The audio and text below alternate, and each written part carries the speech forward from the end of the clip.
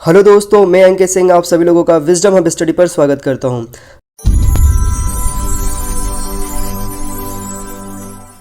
चलिए दोस्तों, अब हम शुरू करते हैं हमारा सेशन नंबर 38।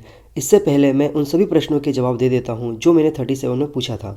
तो पहला प्रश्न यहाँ पर, पद्म पुरस्कारों की स्थापना कब की गई थी? 1953 में इसकी स्थापना की गई थी। पद्म पुरस्कारों की घोषणा कब की जाती है? प्रतिवर्ष 26 जनवरी को इसकी घोषणा की जाती है। भारत रत्न से सम्मानित व्यक्तियों की वर्तमान में संख्या कितनी है? 45 व्यक्तियों को दी जा चुका है ये। केन नदी कहाँ पर यमुना नदी में मिलती है? तो यह बांदा जिले में यमुना नदी में जाके मिल जाती है। केन नदी किस अभयारण्य से होकर गुजरती है? पन्ना राष्ट्रीय उद्यान से होकर गुजरती है। पन्ना टाइगर रिजर्व की स्थापना कब की गई थी? तो पन्ना टाइगर रिजर्व की स्थापना 1981 में की गई थी।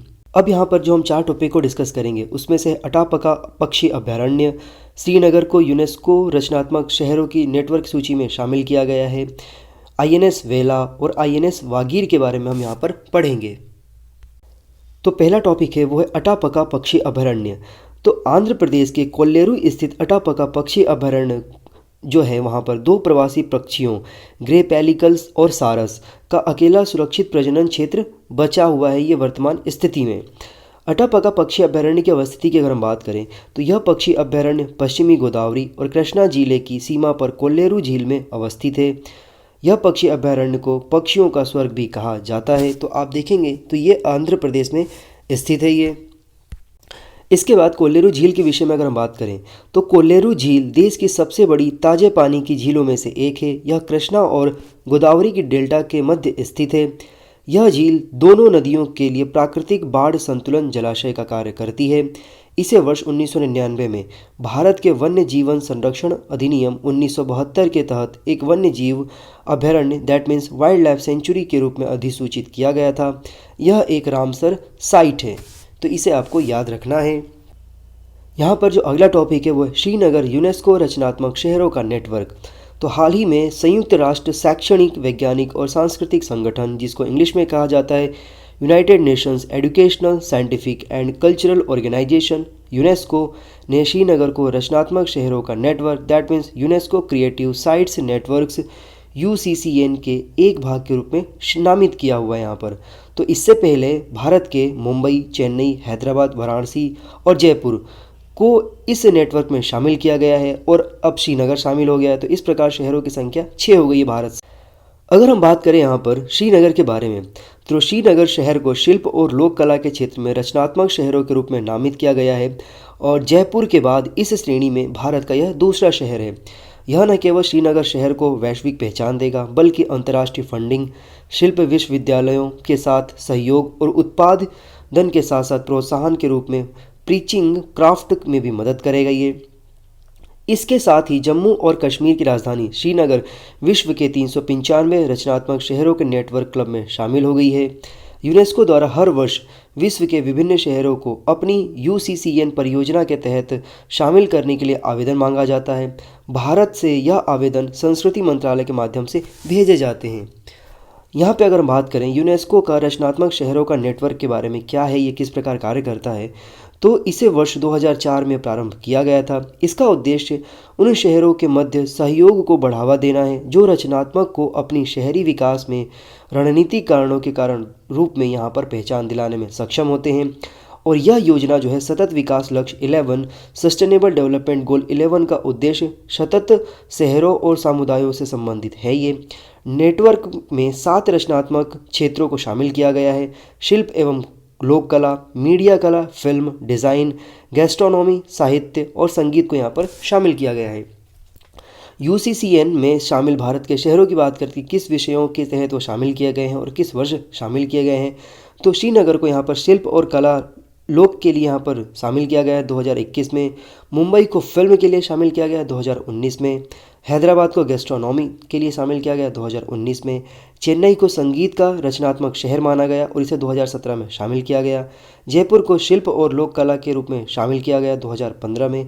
वाराणसी को संगीत का रचनात्मक शहर माना गया और 2015 में शामिल किया गया। तो यहाँ पे आपको ध्यान रखना होगा कि जो शुरू में जोड़े गए 2015 में, उसमें से जयपुर और वाराणसी है यहाँ पर।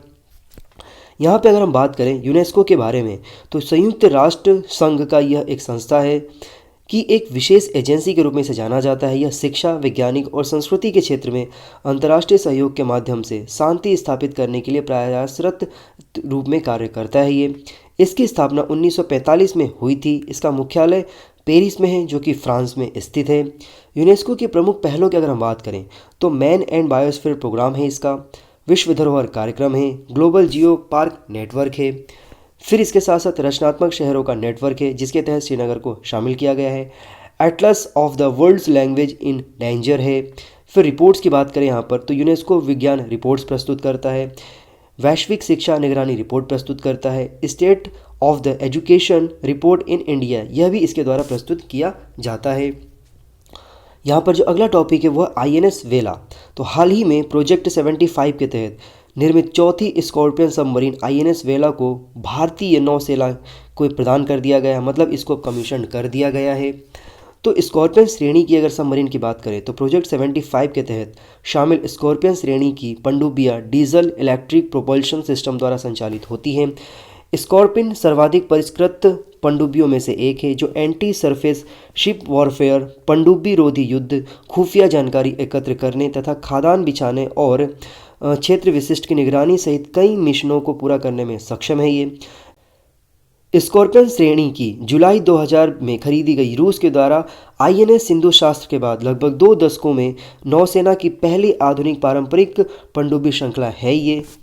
इसके बाद यहाँ पर प्रोजेक्ट 75 की अगर हम बात करें तो यह भारतीय नौसेना का एक कार्यक्रम है जिसमें 6 स्कॉर्पियन श्रेणी की अटैक सबमरीन का निर्माण करना शामिल है। कलवरी श्रेणी की पनडुब्बियों का डिज़ाइन फ्रेंच स्कॉर्पियन श्रेणी की पनडुब्बियों पर आधारित है। इसे निर्माण के विभिन्न चरणों के दौरान रक्षा विभाग, जो कि रक्षा मंत्रालय का एक विभाग है यहाँ पर, और भारतीय नौसेना द्वारा समर्थन किया गया यह एक प्रोग्राम है। मझगांव डॉक लिमिटेड MDL अक्टूबर 2005 में हस्ताक्षरित 3.75 बिलियन अमेरिकी डॉलर के सौदे के तहत फ्रांस के नौसेना समूह से प्रौद्योगिकी सहायता प्राप्त करने के साथ 6 स्कॉर्पियन पनडुब्बियों का निर्माण कर रहा है। मझगांव डॉक लिमिटेड शिपयार्ड रक्षा मंत्रालय के तहत एक सार्वजनिक क्षेत्र का उपक्रम है, आपको ये याद रखना है। प्रोजेक्ट 75 के तहत अन्य सबमरीन का निर्माण भी किया गया है यहाँ पर। तो 2 पनडुब्बियाँ कलवरी और खांदेरी है जिसे भारतीय नौसेना में कमीशन कर दिया गया है और शामिल हो चुका है ये। स्कॉर्पियन वागीर का परीक्षण चल रहा है। 6 पनडुब्बी आईएनएस वागशीर निर्माणाधीन है अभी यहाँ पे जो अगला टॉपिक है वह आईएनएस वागीर। तो प्रोजेक्ट 75 के तहत निर्मित 5वीं स्कॉर्पियन पनडुब्बी आईएनएस वागीर को मुंबई के मझगांव डॉक जो शिपयार्ड लिमिटेड है वहाँ पर इसका लॉन्च किया गया है। भारत के पनडुब्बी कार्यक्रम को बढ़ावा देते हुए पोत निर्मित इकाई MDL ने इन पनडुब्बियों का निर्माण पूरी तरह से मेक इन इंडिया के तहत किया है। इसे बेहतर स्टील्थ फीचर्स जैसे कि उन्नत ध्वनित अवशोषण तकनीक, कम विकिरण वाले शोर स्तर, हाइड्रोडायनामिक रूप से अनुकूलित आकार आदि इसका देना है और सटीक निर्देशित हथियारों के साथ पुनः निर्मित करना इसका उद्देश्य रहा है। यह पानी के नीचे या सतह पर टॉर्पीडो और ट्यूब लॉन्च एंटी शिप मिसाइलों के साथ हमला करने में सक्षम है। ये वागीर फर्स्ट जो है पूर्व में रूस से प्राप्त की गई एक सबमरीन है जिसका नाम सैंड फिश के नाम पर रखा गया है। हिंद महासागर का यह एक समुद्री शिकारी था जो कि 3 दिसंबर 1973 को भारतीय नौसेना में शामिल किया गया था और 7 जून 2001 को इसको सेवा मुक्त कर दिया गया था। यहाँ पे जो हमने डिस्कस किया सबमरीन्स के बारे में, तो सबमरीन इस प्रकार की स्पेशलिटीज़ के साथ होते हैं कि ये भारतीय जो तट रक्षक क्षेत्र हैं उन सब की सुरक्षा करने में सक्षम होते हैं यहाँ पर, और भारत की जितने भी कोस्टल एरियाज़ हैं उनकी निगरानी रखने में भी ये सक्षम है यहाँ पर। दोस्तों यहाँ पर जो हमने 4 टॉपिक डिस्कस किए हैं उनसे संबंधित कुछ प्रश्न पूछूंगा मैं। मुझे उम्मीद है कि यदि आप लोगों ने इन सभी टॉपिक्स को ध्यानपूर्वक सुना होगा तो इन सभी प्रश्नों के जवाब आप मुझे कमेंट सेक्शन में आसानी से दे पाएंगे। तो पहला प्रश्न यहाँ पर, अटापका पक्षी अभयारण्य किस राज्य में स्थित है? कोल्लेरू झील कहाँ स्थित है? UCCN की सूची में भारत के कुल कितने शहर शामिल हैं? यूनेस्को का रचनात्मक शहरों का नेटवर्क कब से प्रारंभ किया गया? यूनेस्को की स्थापना किस वर्ष की गई थी? आईएनएस वेला व आईएनएस वागीर का निर्माण किस कंपनी के द्वारा किया गया? दोस्तों इन प्रश्नों के जवाब आप मुझे कमेंट सेक्शन में दीजिए। ये वीडियो यदि आप लोगों के लिए फ़ायदेमंद है तो आप खुद देखिए और अपने दोस्तों के साथ शेयर करना बिल्कुल ना भूलें। चलिए फिर से मुलाकात होगी। Have a good day. जय हिंद, जय भारत।